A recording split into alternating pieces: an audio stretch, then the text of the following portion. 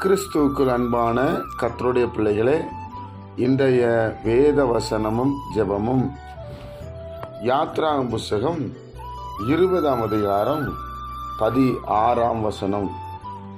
பிறனுக்கு விரோதமாக பொய் சாட்சி சொல்லாதிருப்பாயாக.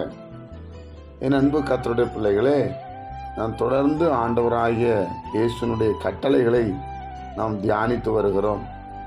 அதில் ஒரு கட்டளை, பிறனுக்கு விரோதமாக பொய் சாட்சி சொல்லாதிருப்பாயாக என்று சொல்லப்பட்டிருக்கிறது. இது மனிதனுக்குள்ளே செயல்படுகிற ஒரு சுவாபம். பிறனுக்கு விரோதமாய் பேசுவது. அவர்கள் உங்கள் செய்யாத தவறை கூட சில நேரத்தில் நாம் நியாயப்படுத்தி மற்றவரிடத்திலே பேசி விடுகிறோம். அதனால் ஆண்டவர் அதை ஒரு கட்டளையாக எழுதுகிறார் ஜனங்களுக்கு. நீங்கள் பொய் சாட்சி சொல்லாதிருப்பாயாக. இன்றைக்கு கூட பணத்துக்காக பொய் சாட்சிகள் ஏற்பாடு செய்யப்படுகிறது. ஒரு மனிதனை பிடிக்கவில்லை என்றால் அவருக்கு விரோதமாய் பொய் சாட்சி ஏற்பாடு செய்யப்படுகிறது. அதனால கர்த்தர் வேத வசனத்தின்படி அவர் அந்த கட்டளையில் எழுதி கொடுக்கிறார், பிறனுக்கு விரோதமாக பொய் சாட்சி சொல்லாதிருப்பாயாக. என் அன்பு கர்த்தருடைய பிள்ளைகளே, நாமளும் பொய் சாட்சி சொல்லுகிறவர்களாக இருக்கக்கூடாது.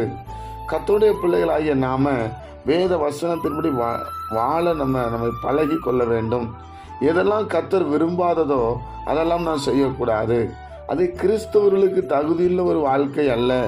உள்ளதை உள்ளதென்றும் இல்லதை இல்லதென்றும் சொல்லுங்கள் என்று ஆண்டவராகிய இயேசு கிறிஸ்து மத்தேயுவிலே சொல்வதை நாம் பார்க்க முடிகிறது. அப்போ எவ்வளவு முடிந்த அளவு நாம் தேவனுடைய சமூகத்தின் முன்பாக உள்ளதை பேசுகிறவர்களாய் காணப்பட வேண்டும். இதுக்கு மிஞ்சினது தீமையினால் உண்டாகும் என்று சொல்லப்பட்டிருக்கிறது. அதனால பிறனுக்கு விரோதமாக பொய் சாட்சி சொல்லாதபடி ஆண்டவருடைய நாமத்தினாலே நம் வசனத்தை கை கொள்ளுகிறவர்களாய் காணப்பட வேண்டும். என்ன நடந்தாலும் பரவாயில்ல, நான் பொய் சாட்சி சொல்ல மாட்டேன்ப்பா. இந்த பணத்துக்காக, பொருளுக்காக, மனிதனுக்காக நான் அதை செய்ய மாட்டேன் என்று சொல்லி நீங்கள் இயேசு கிறிஸ்துவின் நாமத்தில் முடிவெடுக்கணும். அப்படி எடுத்தா நிச்சயமாக கர்த்தர் நம்மை ஆசீர்வதித்து பெருக பண்ணுவார். அப்படியே அவர் கண்களை மூடி ஜெபிப்போமா? பரிசுத்த பிதாவே, உம்முடைய குமாரன் இயேசு கிறிஸ்துவின் நாமத்தில் நாங்கள் வருகிறோம். ஒருவராய் பெரிய அதிசயங்களை செய்கிற சர்வ வல்லமையுள்ள தேவன் எங்களை ஆசீர்வதிக்கும்படி ஜெபிக்கிறோம். இந்த நாள் முழுவதும் பிரசனத்தில் நிரப்புமாப்பா. நாங்கள் பொய் சாட்சி சொல்லாதபடி எங்களை பாதுகாத்தோம். எங்கள் உதவின் வாசலை காத்துக்கொள்ள சுவாமி. நீர் எங்களோடு இருக்கிற என்பதை உணர உதவி செய்யும். இயேசு கிறிஸ்துவின் மூலம் இந்த ஜெபத்தை எடுக்கிற நல்ல பிதாவே, ஆமென்.